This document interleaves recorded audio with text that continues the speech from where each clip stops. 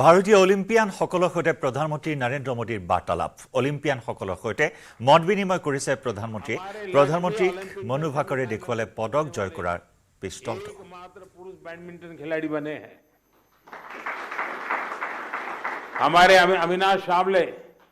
इसने triple chase के final में qualify किया। इस फॉर्मेट में ये भी फर्स्ट टाइम रहा।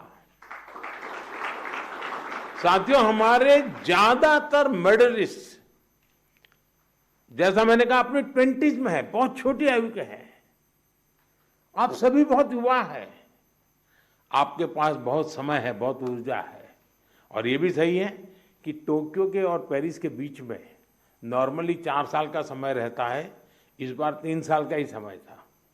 तो हो सकता है आपको 1 साल और अगर मिला होता प्रैक्टिस का तो शायद आप और नई कमाल करके दिखा देते। अभी लंबी कैरियर में आप कई बड़े टूर्नामेंट खेलेंगे, खेलना बंद नहीं करना चाहिए, रुकना भी नहीं चाहिए, एक भी मैच छोड़नी नहीं चाहिए। ये युवा दल इस बात का प्रमाण है कि स्पोर्ट्स में भारत का भविष्य कितना उज्जवल रहने वाला है।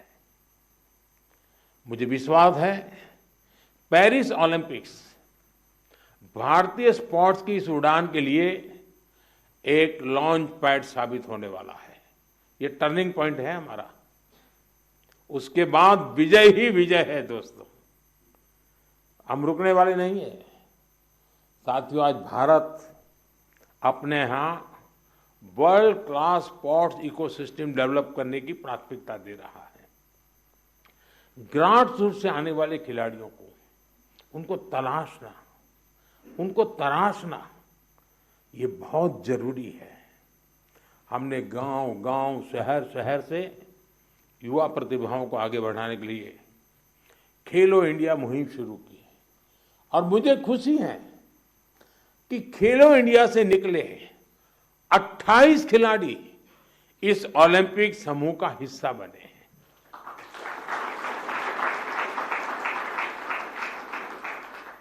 अमन है, अनंतजीत है, धीरज है, सर्वजोत है, इन सब ने खेलो इंडिया एथलीट के रूप में अपनी जर्नी शुरू की थी। और इससे हुआ ये है कि खेलो इंडिया में खेलना और जी भर के जीतना ये एक बहुत बड़ा अहम हिंदुस्तान का कार्यक्रम बन चुका है जी। मैं मानता हूं मैं खेलो इंडिया को और तवज्जो देनी है और ताकत देनी है। उसी में से हमें अच्छे नए हैं। आपकी तरह ही खेलो इंडिया एथलीट्स की एक बड़ी फौज देश के लिए तैयार हो रही है। हमारे खिलाड़ियों को सुविधाओं और संसाधनों की कमी न पड़े, ट्रेनिंग में दिक्कत ना आए, इसके लिए बजट भी लगातार बढ़ाया जा रहा है। सबको पता है कि किसी भी खिलाड़ी के लिए ज्यादा से ज्यादा कंपटीशन में हिस्सा लेना कितना आवश्यक है। मुझे संतोष है कि ओलंपिक्स के पहले आपको अनेकों इंटरनेशनल कंपटीशन का एक्सपोजर मिला है। इतने सारे कोच और एक्सपर्ट्स, डाइट, उपकरण और कोचिंग, सब पर इतनी बारीकी से ध्यान, वर्ल्ड क्लास फैसिलिटीज देने का प्रयास, इस तरह की सुविधाओं के बारे में हमारे यहाँ पहले सोचा नहीं जाता था। खिलाड़ी अपने नसीब पर मेहनत करता था, देश के लिए कुछ करके आता था। लेकिन अब एक पूरी इकोसिस्टम बनी है। ये केवल स्पोर्ट्स में देश की नीतियों का बदलाव है, इतना ही नहीं है। ये उस भरोसे का प्रतीक भी है जो देश अब अपनी युवा पीढ़ी पर बहुत ज्यादा भरोसा करता है, उसकी अभिव्यक्ति है। साथियों, आप सब देश के युवाओं के लिए बहुत बड़ी प्रेरणा है। मैं मानता हूं आप में से हर किसी के बारे में देश को, देश के युवाओं को ज्यादा से ज्यादा जानना चाहिए। यहां भी मेरी इच्छा है कि मैं हर किसी का नाम लेकर उसकी चर्चा करूं, विशेषकर हमारी बेटियां। पिछली बार की तरह इस बार भी बेटियों ने ही ओलंपिक में भारत की जीत का श्री गणेश किया है। मनु को जिस तरह पिछली बार तकनीकी कारणों से निराश होना पड़ा था, फिर उन्होंने जो वापसी की, अंकिता ने जिस तरह सीजन का अपना सर्वश्रेष्ठ प्रदर्शन किया, मनिका बत्रा और श्रीजा अकोला ने भी सबका ध्यान खींचा है। इसी तरह बाकी खिलाड़ी भी रहे, खासकर नीरज ने अपनी लगन और अनुशासन में जिस तरह कंसिस्टेंसी दिखाई है, स्वप्निल ने कठिनाइयों को पार कर जिस तरह मेडल जीता है, हॉकी में हमारे सरपंच साहब, उनकी टीम ने दिखा दिया कि भारत की ताकत क्या है। লাইভ আৱাৰত সময় হৈছে আন এটি চমু বাণিজ্যিক বিৰতি। মাইথান ষ্টিল নহয়। ওচৰ চুবুৰীয়াসকলে লগাইছে ষ্ট্ৰং মানে Maithan steel.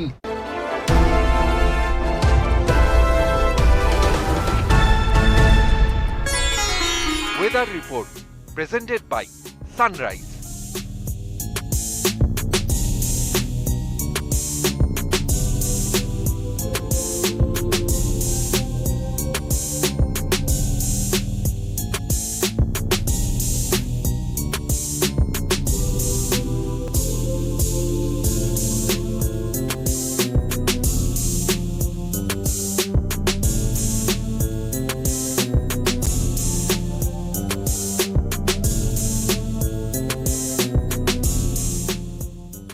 Weather report presented by Sunrise. এইটো মাইথান ষ্টিল নহয়। ওচৰ চুবুৰীয়াসকলে লগাইছে ষ্ট্ৰং মানে মাইথান ষ্টিল। বাতৰিয়ে তুলপাৰ লগাইছে বিশ্বৰ ৰাজনীতি। খুদ শ্বেখ হাছিনাৰ উদ্ধৃতিৰে পৰিৱেশিত হোৱা বাতৰি অস্বীকাৰ কৰিছে হোৱাইট হাউচৰ মুখপাত্ৰ কাৰিন জপিয়াৰে। We have had no involvement at all. Any reports or rumors that the United States government was involved in these events is simply false. বাংলাদেশৰ ৰাজনীতিৰ সৈতে কোনো ক্ৰমেই আমেৰিকা জড়িত নহয় বুলি স্পষ্ট কৰি দিছে মুখপাত্ৰগৰাকীয়ে। বাংলাদেশৰ ভৱিষ্যত বাংলাদেশৰ জনতাই নিৰ্ণয় কৰিব। This is a choice for and by the Bangladeshi people. We believe that the Bangladeshi people should determine the future of the Bangladeshi government, and that's where we stand. Any allegations, certainly we will continue to say, and I have said here, is simply untrue. তাত আমেৰিকাই হস্তক্ষেপ নকৰে বুলিও জনাই দিছে white হাউচৰ মুখপাত্ৰই। বংগোপসাগৰত 3 বৰ্গ কিলোমিটাৰ এলেকা জুৰি বিস্তৃত হৈ থকা ছেইণ্ট মাৰ্টিনছ নামৰ ক্ষুদ্ৰকায় দ্বীপটোৰ বাবে সূত্ৰপাত হৈছে বিতৰ্কৰ। কক্সবজাৰৰ পৰা মাত্ৰ 9 কিলোমিটাৰ নিলগৰ ছেইণ্ট মাৰ্টিনছত নৌঘাটি পতাৰ সপোন দেখিছিল আমেৰিকাই।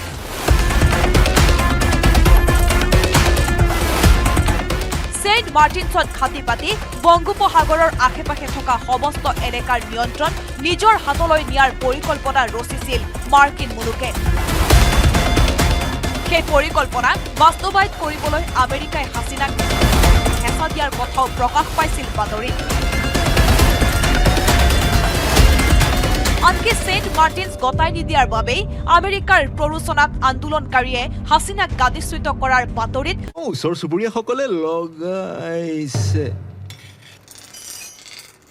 ষ্ট্ৰং মানে মাইথান ষ্টিল হৈছে হোৱাইট হাউচে।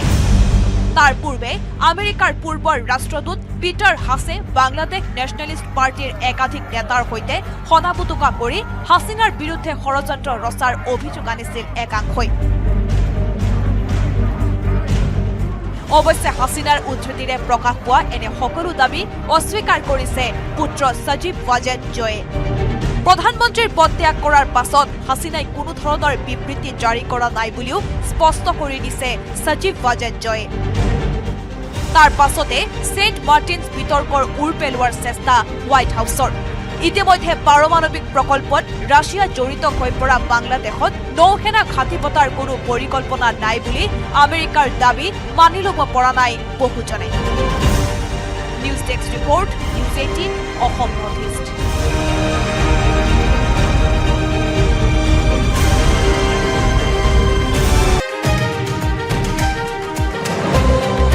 USTMৰ বাবে গুৱাহাটীত হৈছে কৃত্ৰিম বান।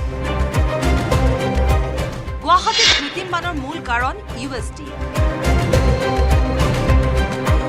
হয়, গুৱাহাটী মহানগৰীৰ বানৰ বাবে অন্যতম জগৰীয়া মেঘালয়।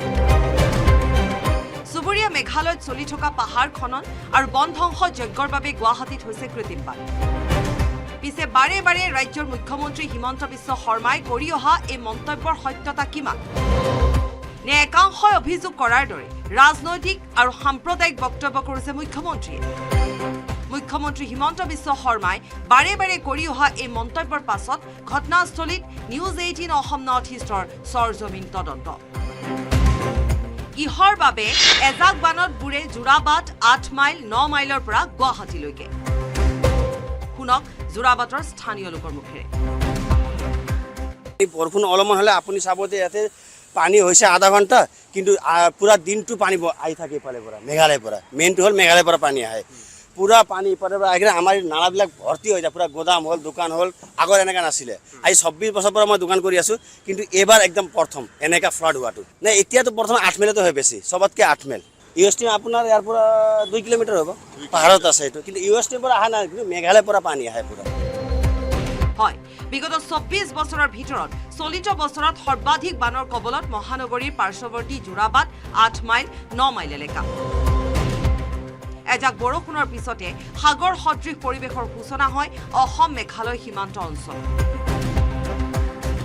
মোৰ পিছপিনে থকা এইটোৱে হৈছে 8 মাইল স্থিত মেঘালয় আৰু অসম সংযোগী এটা কালভাৰ। আৰু সেই কালভাৰটোৰে আচলতে মেঘালয়ত যেতিয়া পানী হয় বা বৰষুণ আহে, তেতিয়া ততাতৈয়াকৈ সেই পানী এই কালভাৰে নামি আহে। অৰ্থাৎ মেঘালয়ত থকা ড্ৰেইনৰ জৰিয়তে পানী যোৱাৰ কোনো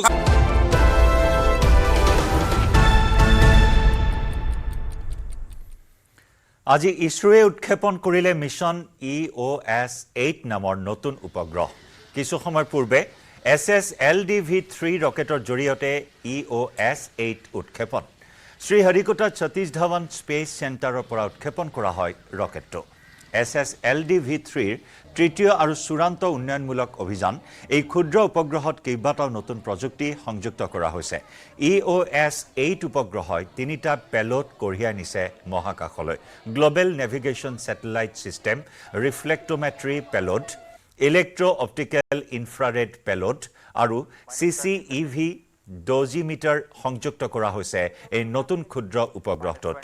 এই উপগ্ৰহৰ জৰিয়তে দুৰ্যোগ নিৰীক্ষণ, পৰিৱেশ নিৰীক্ষণকে ধৰি কেইবাটাও খণ্ডত কাম কৰিব। লগতে দিন আৰু নিশাৰ ভাগতো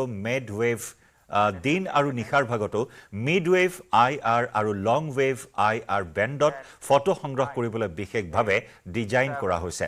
আগ্নেয়গিৰিৰ কাৰ্যকলাপ পৰ্যবেক্ষণ, ঔদ্যোগিক আৰু শক্তি কেন্দ্ৰত দুৰ্যোগ নিৰীক্ষণ কৰাটো ব্যৱহাৰ কৰা হ'ব এই উপগ্ৰহটো। থলুৱা প্ৰযুক্তিৰে নিৰ্মাণ কৰা EOS-8 উপগ্ৰহই সাগৰ পৃষ্ঠৰ বতাহ বিশ্লেষণ, মাটিৰ আৰ্দ্ৰতা মূল্যায়ন, হিমালয় অঞ্চলৰ ওপৰত ক্ৰায়োস্ফিয়াৰ অধ্যয়ন, বানপানী ধৰা পেলোৱা আৰু আভ্যন্তৰীণ জলপথ চিনাক্তকৰণ আদিত সহায় কৰিব। এই উপগ্ৰহটো পৃথিৱীৰ পৰা 475 কিলোমিটাৰ উচ্চতাত নিম্ন কক্ষপথত সংস্থাপন কৰা হৈছে। উপগ্ৰহটোৰ জীৱনকাল মাত্ৰ 1 বছৰ। यह तीसरी उड़ान SSLV की अपनी विश्वसनीयता सिद्ध करते हुए flex nozzle for pitch and yaw steering, fin tip actuation for the passive roll control.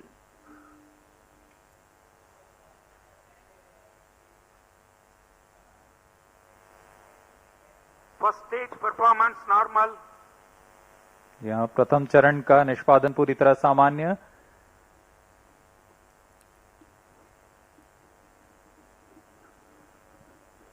इसका कार्यकाल लगभग 115 सेकंड का होगा। प्रज्वलन के दौरान 234 किलोन्यूटन का प्रणोद उत्पन्न कर रहा है। The payload fairing has been separated from the ongoing launch vehicle. SS2 currently operational. Just 3 minutes. यहाँ भूष्मा कवच की कोई आवश्यकता नहीं रह गई है, जैसे कि यान घने वातावरण से बाहर जा चुका है, तो इसे यान से पृथक कर दिया गया है। सभी तंत्र सामान्य रूप से कार्य कर रहे हैं। वर्तमान में द्वितीय चरण SSLV का प्रज्वलनरत है। Around 200 kilometers altitude.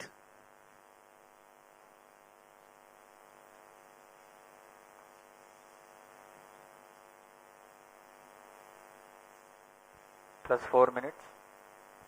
इस दौरान यान क्लोज लूप गाइडेंस के अंतर्गत है। इसका अर्थ है वह अपने संवेदक से संकेत प्राप्त कर अपने दिशा निर्धारण स्वयं कर रहा है। अब SS2 का कार्यकाल समाप्त हो चुका है, वह बंद हो चुका है। उसके साथ ही SS2 S3 कोस्टिंग फेज जारी है। यह कोस्टिंग फेज लगभग 163 सेकंड तक जारी रहेगा। Vehicle is in combined hosting and performance is normal. The second stage, SS2 has completed its operation, but presently still with the ongoing rocket and combined coasting is in progress.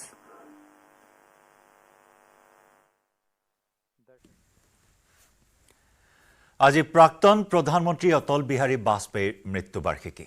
2018 চনৰ আজিৰ দিনটোতে দেহাৱসান ঘটিছিল ভাৰত ৰত্ন অটল বিহাৰী বাজপেয়ীৰ। প্ৰধানমন্ত্ৰী ৰাষ্ট্ৰপতিৰ পৰা আৰম্ভ কৰি কেন্দ্ৰীয় মন্ত্ৰীসকলে স্মৰণ কৰিছে প্ৰয়াত প্ৰাক্তন প্ৰধানমন্ত্ৰীগৰাকীক। সমাধিস্থলীত পুৱাই উপস্থিত হৈ প্ৰধানমন্ত্ৰী নৰেন্দ্ৰ মোদী, প্ৰতিৰক্ষা মন্ত্ৰী ৰাজনাথ সিং, কেন্দ্ৰীয় মন্ত্ৰী সৰ্বানন্দ সোণোৱাল, বিজেপি আৰু মিত্ৰজোঁটৰ নেতা কৰ্মীসকলে শ্ৰদ্ধাঞ্জলি জ্ঞাপন কৰে। দেশৰ ৰাষ্ট্ৰপতি দ্ৰৌপদী মুৰ্মুৱে শ্ৰদ্ধাঞ্জলি জ্ঞাপন কৰে। जय अनुसंधान भी जोड़ दिया। आप सभी देखते ही होंगे वह ध्रुव नक्षत्र की परिक्रमा किया करता है। श्रद्धेय अटल जी भारतीय राजनीति गगन के ध्रुव ইয়াৰ আগতে সময় হ'ল লাইভ আৱাৰৰ পৰা বিদায় লোৱাৰ। নমস্কাৰ। মাইথান ষ্টীল